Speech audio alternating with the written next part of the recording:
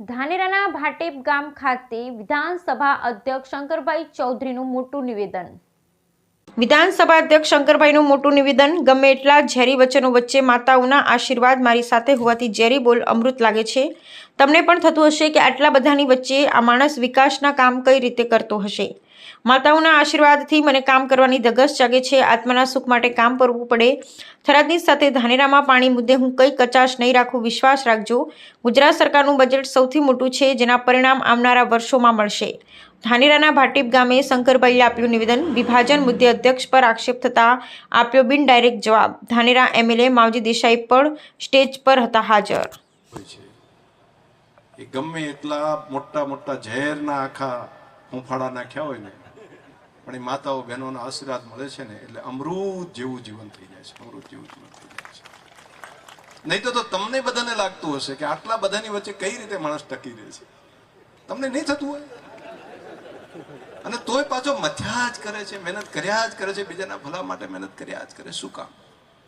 મારી શક્તિથી નથી હું મહેનત કરતો, એ લાખો લાખો માતાઓ બહેનોના જે અંદર બેઠા બેઠા આશીર્વાદ આપે છે ને, એના કારણે કરીને ટકવું છે, એના માટે કરીને કામ કરું છું. અને એ કામ અંદરનો આત્માનું સુખ આપે છે, અને આત્માના સુખ માટેની મહેનત કરવી પડે. તમે બધાએ પ્રેમ ભાવથી આટલો બધો અમારું સ્વાગત સન્માન કર્યું, પોતિકા ગણીને સ્વાગત સન્માન કર્યું. અહીંના બધા ધાનેરાના બધા આગેવાનોએ પણ અમારું સ્વાગત કર્યું. તમારા બધાનો આભાર.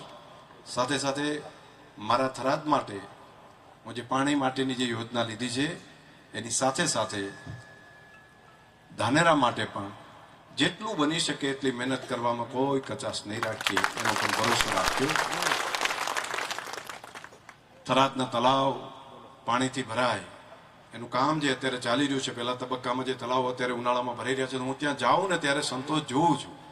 એ ખેડૂતો, પશુપાલકો, દરેકને કેવો અંદરથી સંતોષ થાય. પ્રાણીઓ, પંખીઓ આવતા, પંખીઓ પાણી પીતા હોય તો અંદરથી આપણે રાજીપો થાય. એ રખડતું ઢોર હોય ને તે પણ પાણી પીવે ને તારે એમ થાય ઘરે પરમાત્માએ આપણને આ કામ કરાવરાયું, નહીંતર આપણે ઘરે ઘરે જઈને બધાને પાણી ક્યાં પાઈ શકીએ. પણ એ તો હજુ એક શરૂઆત છે. ત્યાંથી હજુ મોટું એક અભિયાન, એ આખું આ બેલ્ટ જે સૂકો પ્રદેશ હતો એનું આખું જીવન બદલાઈ જશે.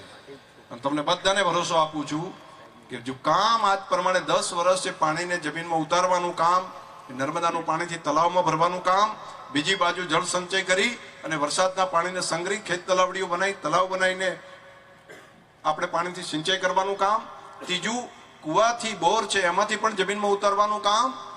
જો 10 વર્ષ કન્ટિન્યુટ કરશું ને તો ફરી પાછા પાણીના તળ આપણે લાવી શકશું ઉપર. અને જો અભિયાન તરીકે લઈએ, એક જન આંદોલન તરીકે એક વ્યક્તિ લે, તો હું માનું છું કે માત્ર 15 થી 20 વર્ષના સમયમાં ફરી આડી મોટરું આપણે ત્યાં હતી ને એ જ પ્રમાણે આ ધરતીને ભરી શકાય ને ઉપરના કુવામાં પાણી લાવી શકાય. આપણે મહેનત કરીએ તો થાય. સરકાર માત્ર કરશે એવું નહીં હો.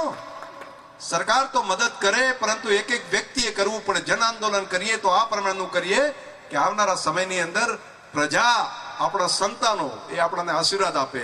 અને આ વાત હું કરું છું માત્ર શબ્દ નથી ભાષણના. હું 15 વર્ષ પહેલા જે તમને કહેતો હતો, તમને આજે યાદ આવતું હશે કે પાણી જો નહીં સાચવો તો પાણી જતું રહેશે. આજે ફરી કહું છું, જો આ જન આંદોલન એક પ્રજા તરીકે જો બધા ઉપાડી લઈએ, વરસાદનું ટીમ્પે ટીમ્પું પાણી જો બનાસવાસી ધરતીની અંદર ઉતારી દઈએ, અને એક બાજુ નર્મદાનું પાણી લાવીને તળાવ ભરી અને ધરતીને ફરી પાછી પુનઃજીવિત કરવાનું કરીએ, તો માત્ર 20 વર્ષની અંદર પહેલા હતું એ ફરી પાછું કરી શકાય. આ માણસ ધારે તો કરી શકે, કાળા માથાનો માનવી ધારે સંકલ્પિત બને, શક્ય છે અને કરી શકાય. આપણે કરી શકીએ. આપ સૌને સંકલ્પિત બનવા માટે તમને બધાને હૃદયથી ખૂબ શુભકામનાઓ.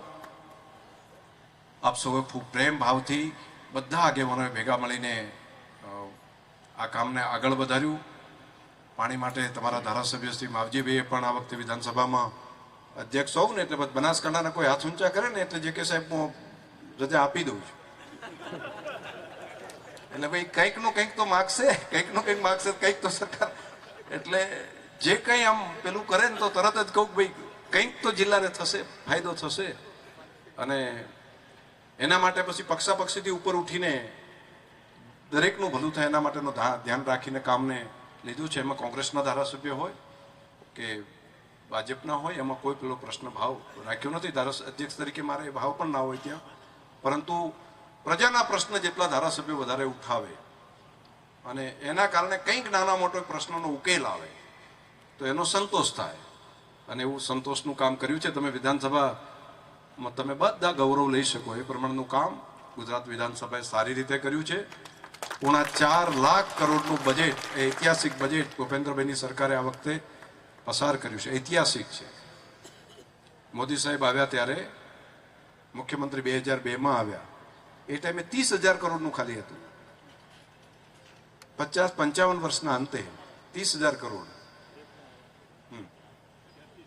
અને એ 30,000 કરોડમાંથી માત્ર અત્યારે આ 2 દશકાની અંદર એ બજેટ 2,70,000 કરોડ કરતા મોટું બજેટ ગુજરાતે બનાવ્યું છે. એની ભવ્ય ઇમારતની શરૂઆત થઈ ગઈ છે. આના પરિણામ હજુ આજે 7-8 વર્ષે દેખાશે. આજે જે બેઝ બની રહ્યો છે એના પગલા જે 10 વર્ષ પહેલા કર્યું તેની અસરો તો દેખાય છે, પરંતુ આજે જે બજેટ બની રહ્યા છે, આજે જે ઇન્ફ્રાસ્ટ્રક્ચર તૈયાર થઈ રહ્યું છે એના પરિણામ 10 વર્ષ પછી દેખાશે. દિવ્ય ભવ્ય ગુજરાત, જે આપણે ફોરેનમાં જઈને કહીએ ને અમેરિકામાં આમ છે, યુરોપમાં આમ છે, આ જ ગતિથી જો ચાલ્યું ને તો 15-20 વર્ષની અંદર આપણે જ આપણી આંખો સાથે જોઈ શકશું દિવ્ય ભવ્ય ગુજરાત. એ આપણી ધરતી સામે આપણે જોઈ શકશું. એટલા નાણાકીય જોગવાઈઓ પણ આપણે બધા ભેગા મળીને કરી રહ્યા છીએ. તમને બધાને હૃદયથી ખૂબ શુભકામનાઓ પાઠવું છું. ભાટીપ ગામનો હું હૃદયથી આભાર ને અભિનંદન કે તમે આવડું મોટું કામ ઉપાડ્યું. આખું ગામ ભેગું થઈને તમામ જ્ઞાતિ સમાજે આ કામને આગળ લઈ જવાનો માનો સંકલ્પ કર્યો. હું ગામના વડીલોને અભિનંદન આપું છું અને યુવાનોની ટીમ જે કામ કરે છે ને એને વંદન કરું છું. પુનઃ આપ સૌનો હૃદયથી ખૂબ ખૂબ આભાર.